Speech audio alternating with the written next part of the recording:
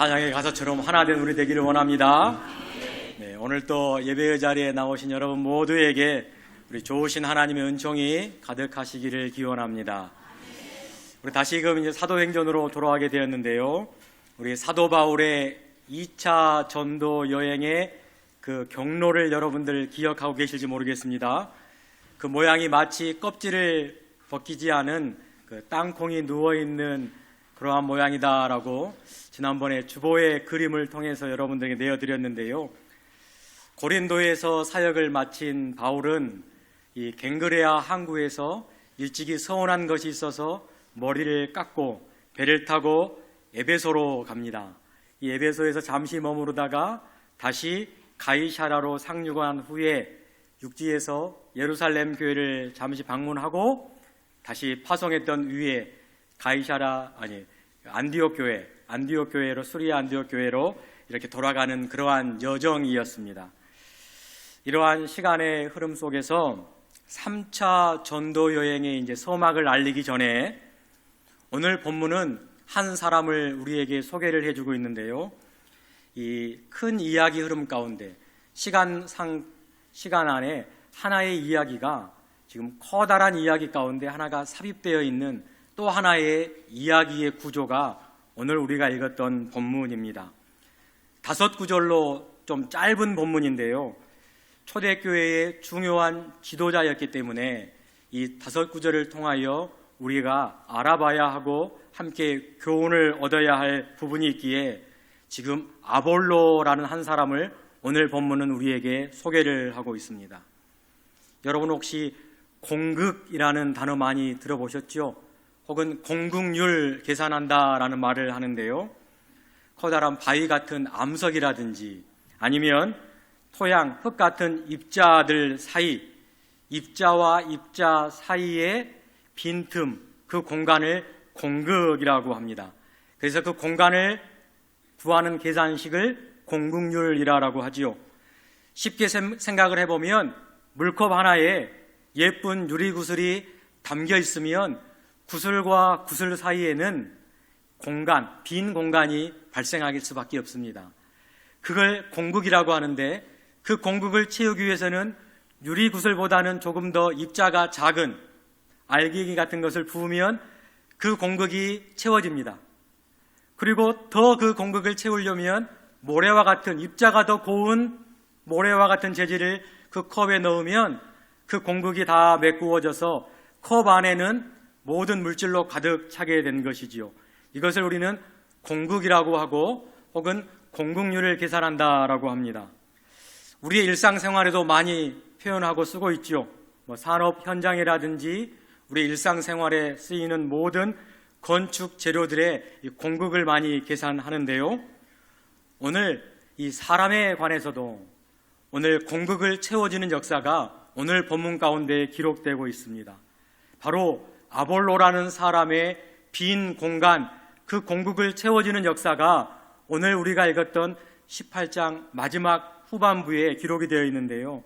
오늘 이 시간에는 우리 아볼로의 영적인 이 성장을 통하여 우리가 올 한 해 어떻게 참된 신앙으로 살아가야 하는지를 함께 생각해 보기를 원하고 또 하나님께서 우리 공동체를 어떻게 하나님의 방법으로 이끌어 가시는지 하나님의 일하심에 대하여 우리가 함께 상고해 보기를 원합니다. 먼저 이 사도행전의 저자는 누가입니다. 누가 기억하시죠? 이 누가가 24절에 오늘 소개하고 있는 이 아볼로를 이렇게 소개하고 있습니다. 첫 번째로 아볼로는 알렉산드리아에서 난 아볼로라 하는 유대인이다라고 소개를 하고 있습니다. 그의 출생지를 일부러 밝히고 있는데 알렉산드리아 어디냐면요, 우리가 출애굽기를 보면 하나님의 백성이 어디서 탈출했죠? 애굽, 이집트에 탈출했습니다. 그 애굽 땅 맨 위쪽이 바로 알렉산드리아가 있는 도시였습니다. 당시에 인구가 50만이나 되는 굉장히 큰 항구 도시입니다. 기원전 4세기경에 알렉산더 대왕이 자기의 이름을 본따서 만든 도시, 거대한 항구 도시가 알렉산드리아였습니다. 그만큼 거대한 도시였는데 그곳에 아주 기가 막힌 장소가 하나 있는데 세계에서 가장 큰 도서관이 그곳에 있었습니다. 기원전에 도서관이 건립되어 있는 곳이 알렉산드리아였는데요. 책이 장서 보유량이 무려 그 당시에 70만 권이었어요. 70만 권. 아직 종이가 발명되기 전이었습니다. 종이로 된 책이 아니라 이 갈대과 식물인 파피루스 아시죠? 이 갈대를 쭉 펴가지고 기록한 책으로 엮은 게 70만 권이나 되는 게 알렉산드리아 그 도시의 도서관의 비치가 되었다라는 것은 지금으로 따지면 이 지구상에 있는 모든 책이 한 도시에 다 모여 있는 것 같은 그러한 효과고 그러한 크기였습니다. 지금 아볼로는 알렉산드리아의 출신이고 그 다음 단어가 유대인이었다라고 하죠. 왜냐하면 그 당시에 50만 명이나 되는 알렉산드리아에서는 5분의 1가량 되는 10만 명이 유대인들이 그곳에 모여 살았다라고 합니다.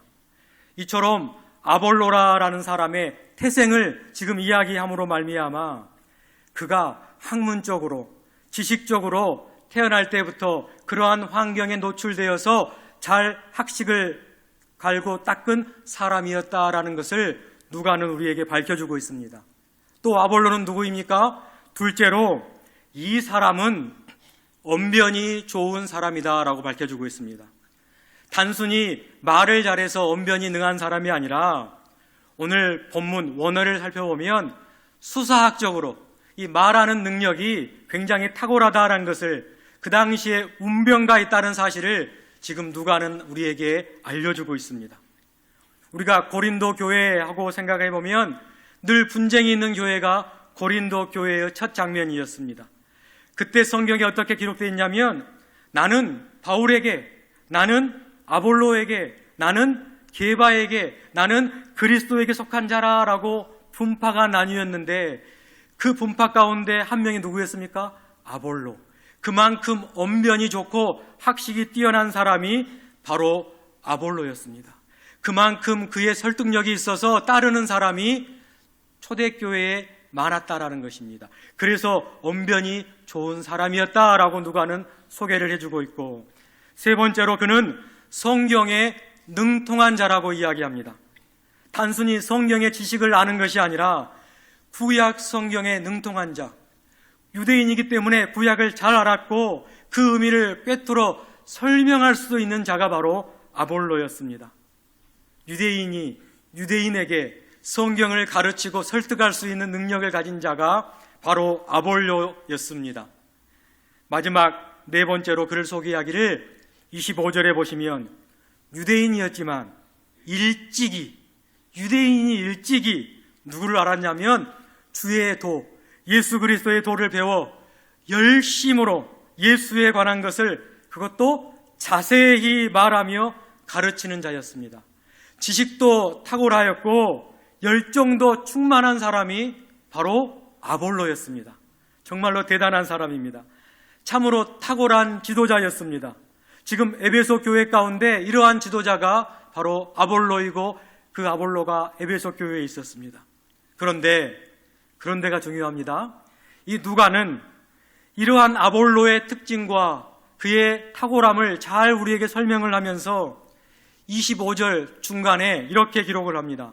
그의 공급, 그의 빈틈을 살짝 지적을 하는데요. 그렇게 가르치나, 나자가 중요하죠. 요한의 세례만 알 따름이라 라고 하면서 그의 한계를 오늘 우리에게 이야기를 하고 있습니다. 이 모든 것을 종합해 보면 이렇습니다. 아볼로라는 지도자는 학문적으로 또한 지적으로 또한 성경에 능통한 자고 전달력도 호소력도 있는 자이며 가르치는 능력도 있는 자였지만 뭐가 부족했다? 바로 한 가지가 부족했는데 성령의 세례, 성령이 임함을 알지 못하였다라고 합니다.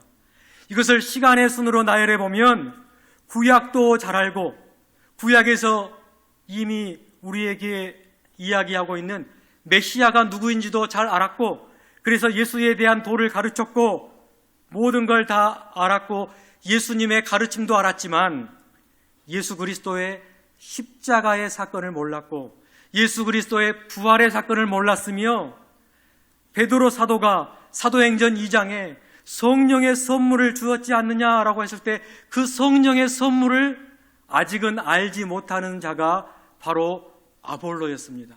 모든 게 다 탁월하였고 모든 게 다 유능한 자였지만 완벽하지 못한 자가 아볼로였습니다. 그에게도 공극이 있었고 그에게도 채워야 할 빈틈이 여전히 존재하고 남아 있었습니다. 이것들을 인정하는 것이 오늘날 신앙의 우리의 모습이 되어야 할 줄 믿습니다.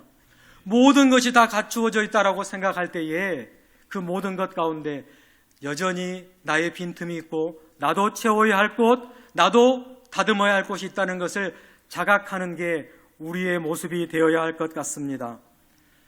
지금 아볼로는 에베소 회당 가운데 그의 탁월함 가지고 말씀을 증거하죠. 성경을 능통하게 해석을 해주고 있습니다. 그런데 참 또 기가 막힌 것은 이 바울 사도가 고린도에서 배를 타고 에베소로 나왔을 때에 함께 동행한 자들이 있었습니다. 고린도에서 함께 천막을 만들었던 부부 기억하시지요? 브리스길라와 아굴라 부부가 함께 배를 타고 에베소에 왔습니다. 그리고서 에베소에서는 그 두 부부를 남겨두고 바울만 가이사라로 상륙하였거든요. 지금 남겨있는 이 브리스길라와 아굴라 부부가 누구의 성경의 해석 풀이를 듣고 있느냐? 아볼로의 성경의 해석을 듣고 있습니다. 그런데 듣다 보니까 무엇을 발견하게 되었습니까? 아볼로라는 지도자가 성령의 세례에 대하여 성령이 임하였다는 것에 대한 부분이 부족함을 브리스길라와 아굴라 부부가 알았다라는 것입니다. 왜 알게 되었습니까? 바울과 함께 한 집에서 동거동락하며 천막 만드는 일을 하면서 살았기 때문에 바울이 체험한 성령을 누구보다도 브리스길라와 아굴라 부부는 잘 알았기에 이 아볼로 지도자의 설교와 말씀의 해석을 듣자 그 부분의 공극이 무엇인지를 브리스길라와 아굴라 부부는 한눈에 알아차리게 된 것입니다. 그런데 그 빈틈을 메워줄 수 있는 부분이 바로 브리스길라와 아굴라 부부인데요. 우리가 또 하나 교훈 삼아야 할 것은 이 부부의 태도입니다. 지금 듣고 있다가 부족함을 발견하였습니다. 빈틈을 발견했지만 그들의 반응은 남달랐습니다. 26절을 보시면 아볼로의 말을 듣고서 따로 아볼로를 데려다가라는 단어가 있죠. 따로 자기 집으로 모셨는지 어느 한 공간에 모셨는지는 모르겠지만 따로 데려다가 조용히 이야기를 했습니다. 무엇을 이야기했느냐? 회당에서 가르칠 때에 지금 잘 모르는 빈틈을 중단시키거나 사람들 앞에 지금 잘 모르고 있다는 걸 공개적으로 비판하지 않고 이 아볼로를 존중하면서 따로 환대하는 마음으로, 사랑하는 마음으로, 온유하는 마음으로 하나님의 도를 더 정확하게 풀어 설명을 해 주었다라고 오늘 본문은 이야기하고 있습니다. 아볼로를 부정하기보다는 그 위에 더 온전한 진리를 부어주는 역할을 브리스길라와 아굴라 부부가 감당하였습니다. 물컵 안에 들어있는 반짝이는 유리구슬이 아볼로였다면 그 유리구슬, 커다란 유리구슬 사이에 공극, 빈틈을 지금 누가 작은 알갱이로서 브리스길라와 아굴라 부부가 따로 데려다가 설명을 해주면서 그 공간을 메꾸어주고 채워주는 역할을 이 두 부부가 감당하였습니다. 이게 바로 하나님이 일하시는 방법이고 하나님의 섭리입니다. 오늘 또 우리가 하나님을 예배하기 위하여 이 자리에 모여 있는데 우리도 각자의 자리에서 서로를 지금 채워주고 있지 않습니까? 찬양의 자리에 찬양의 역할로 하나님을 높이며 채워주고 있고 또한 방송실에서 우리의 모든 예배를 집례할 수 있도록 다 채워주고 있으며 지금 1층 도서관에도 예배를 드리며 모두가 예배를 영상으로 드릴 수 있도록 채워주고 있으며 주방에서도 봉사를 하고 교육부서에서도 교사로서 섬기고 있고 또한 곳곳에서 알아주지 않지만 여러분들 아침 이른 아침부터 모든 게 지금 서로가 빈틈을 채워주고 있는 게 바로 우리의 모습입니다. 사랑하는 성도 여러분, 이제 우리의 이런 모습들을 성경 앞에 말씀이라는 거울 앞에 한번 우리를 이제 비춰봐야 할 것 같습니다. 우리는 다른 사람의 부족한 부분을 발견했을 때 나는 어떻게 반응하고 있는지, 내가 반짝이는 구슬이 되지 못하고 작은 알갱이라서 상대방을 비난하거나 못마땅해 생각하고 있지는 않은지, 조금만 빈틈이 보이면 공개적으로 그 사람을 비난하려는 마음이 있지는 않은지, 그리고 누군가가 나를 위해 조용히 데려다가 조언을 하려고 하면 그 말에 귀를 내가 기울이려고 노력하고 있는지, 나의 공격을 메워지는 그 사랑에 내 마음에는 감사함이 있는지, 우리가 오늘 들려지는 이 말씀 가운데, 오늘 읽은 여러분의 이 말씀 가운데 여러분의 모습을 한번 거울로 비춰보시기를 바랍니다. 바울 사도는 갈라디아서에서 우리에게 이렇게 가르치고 있습니다. 6장 1절과 2절의 말씀인데요, 제가 읽어드리겠습니다. 형제들아, 사람이 만일 무슨 범죄한 일이 드러나거든 신령한 너희는 온유한 심령으로 그러한 자를 바로잡고 너 자신을 살펴보아 너도 시험을 받을까 두려워하라. 너희가 짐을 서로 지라. 그리하여 그리스도의 법을 성취하라. 아멘. 이렇게 우리에게 교훈하고 있습니다. 바로 브리스길라와 아굴라 부부가 이 온유한 심령으로 아볼로를 살펴주었고, 아볼로도 서로 도움을 받으며 자신의 빈 공간에 공국을 메워가며 그리스도의 법을 지금 성취해 가고 있는 그러한 구조, 그러한 환경 가운데 놓여 있습니다. 이것이 바로 오늘날의 우리의 교회의 모습이 되기를 원하고 여러분 개인의 모습이 되기를 원합니다. 서로가 짐을 서로 지면서 그리스도의 법을 성취해 가는 것, 올 한 해 이러한 성취가 여러분 가운데 임하기를 원합니다. 이러한 일이 있더니 드디어 변화와 열매가 맺히기 시작했는데요, 27절에 보시면 아볼로는 다시 아가야 지역으로 건너가고자 합니다. 이 아가야 지역이 어딘지 아시지요? 아테네가 있는 곳이었고 고린도가 있는 곳이었고, 그 지금 그리스 남부 지역, 이 아가야 지역에 아가야 해로 다시금 건너가고자 합니다. 왜 건너가고자 하였을까? 성경에 나와 있지는 않지만 고린도 지역, 이 아가야 지역에 있는 사람들이 에베소에 와가지고 지금 아볼로의 그 탁월한 성경의 해석의 능력을 듣고 경험하였더니 이 아볼로를 모시고 고린도 지역으로 가서 그곳에 있는 형제들에게도, 왜 고린도에서 바울이 오랫동안 사역 못했지 않습니까?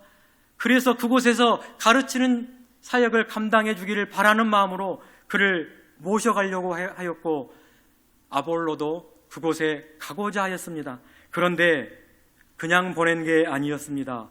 27절 중간 부분을 보시면 형제들이 그를 격려하며 보냈습니다.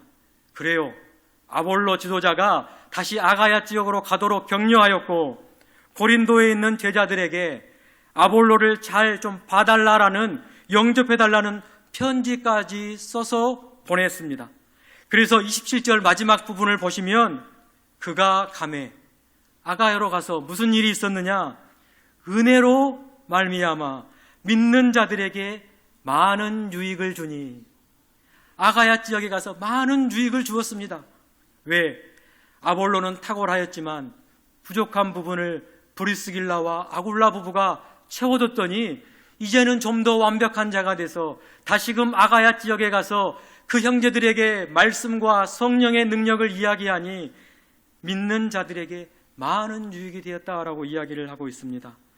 아볼로의 아가야 방문은 그의 성경의 탁월한 지식, 또한 성령의 능력, 에베소 교회의 격려가 함께 어울려진 결과였고, 하나님의 섭리 가운데 고린도 교회가 성장하기 위한 하나님의 은혜였고 하나님의 계획이었습니다. 그 이유는 28절에 명확하게 마지막 절에 기록을 하고 있는데요, 그 이유는 이는 성경으로서 예수는 그리스도라고 증언하여 공중 앞에서 힘있게 유대인의 말을 이기미러라. 유대인들에게 성경에 응하는 예수 그리스도가 누구인지 말로써 설명을 할 수 있도록 아볼로를 보내게 되었다라는 것이지요. 이 사실 때문에 바울 사도는 이 아볼로를 어떻게 칭했습니까? 같은 동역자로 이렇게 고백을 했습니다. 바울의 고백인데요. 나는 심었고 아볼로는 물을 주었으며 왜 물을 주었는지 오늘 본문이 여러분 들려지기 때문에 이해가 되지 않습니까? 그의 탁월함 플러스 성령의 역사가 완전함을 이루어서 물을 주는 역할을 아볼로가 하였습니다. 초대교회에 그런 역할을 하였습니다. 물을 주었으되 오직 하나님께서 자라나게 하셨느니라. 아멘. 이게 하나님의 섭리이고 하나님의 은혜입니다. 아볼로의 변화가 하나님 나라의 확장을 가져오게 되었습니다. 그런데 혼자 변하였습니까? 아닙니다. 그의 지식과 그의 언변이 그를 변하게 하였습니까? 아니지요. 이름 없는 동역자, 천한 일을 했던 천막을 만드는 일, 브리스길라와 아굴라 부부를 통하여 동역을 통하여 빈틈을 메워주는 걸로 통하여 그들의 온유함 때문에 이렇게 물을 줄 수 있는 사역을 감당할 수 있었습니다. 하나님의 섭리는 이렇게 작동하는 것입니다. 함께 예배하고 있는 성도 여러분, 우리는 이 아볼로의 한편의 성장기를 통해 세 가지의 교훈을 간직하기를 원합니다. 첫째는 우리는 항상 배우는 사람이 되어야겠습니다. 아무리 많이 알고 아무런 많이 경험이 있다 하더라도 우리는 여전히 채워야 할 공극이 우리 안에 있다라는 사실입니다. 주님이 오시는 그날까지 우리가 함께 나의 공극을 채워줄 한 사람이 바로 내 옆에 있는 지체임을 기억하시고 하나님 나라에 갈 때까지 더 배울 수 있는 여러분 되시기를 원합니다. 둘째는 우리는 서로 온유한 마음으로 세워나가야 하겠습니다. 브리스길라와 아굴라 부부가 이 아볼로를 따로 데려다가 그의 부족한 부분을 설명해 주었듯이 또는 아볼로가 그 설명을 듣고 포용하고 수용하였듯이 서로가 온유한 마음으로 대할 때 이 공극이 좁혀져감을 기억하시고 서로 온유한 마음으로 올 1년을 살아가시기를 주님의 이름으로 부탁을 드립니다. 마지막 세 번째는 우리의 겸손을 통해 하나님의 나라가 확장된다는 사실을 기억하시기를 바랍니다. 서로 이렇게 세워주었더니 공극을 메꿔주었더니 고린도 교회가 성장을 하였고 열매를 맺기 시작하였고 유대인들의 말을 능가하기 시작하였습니다. 서로 격려하였더니 은혜로 말미암아 믿는 자들에게 많은 유익을 가져왔다라고 성경은 기록하였습니다. 여러분, 우리는 지금 어디에 서 있는지 다시금 되돌아보시기를 바랍니다. 나는 다 충분하다. 나의 탁월함 속에 여전히 빠져 있지는 않은지, 다른 사람의 빈틈만 보려고 하지는 않은지, 배우는 것을 멈추고 나는 다 안다. 내 현 상태만 유지하려고 하지는 않든지, 오늘 이 시간 우리 모두가 아볼로처럼 겸손한 자가 다 되시기를 소망합니다. 그리고 브리스길라와 아굴라 부부처럼 서로를 사랑함으로 온유함으로 세우는 자들이 다 되시기를 주님의 이름으로 축원합니다. 하나님께서는 우리의 부족함을 아시고 빈 공간을 아시고 옆에 있는 우리의 지체들, 옆에 있는 성도를 하나님께서 우리에게 보내주셨습니다. 보내주셨기에 우리가 서로 도움을 받고 도움을 주며 살아갈 때에 하나님의 섭리가 놀랍게 됨을 여러분들이 기억하시고 올 한 해 우리가 성장할 수 있는 그러한 여천중앙교회 모든 성도님들 되시기를 주님의 이름으로 부탁을 드립니다. 기도하겠습니다.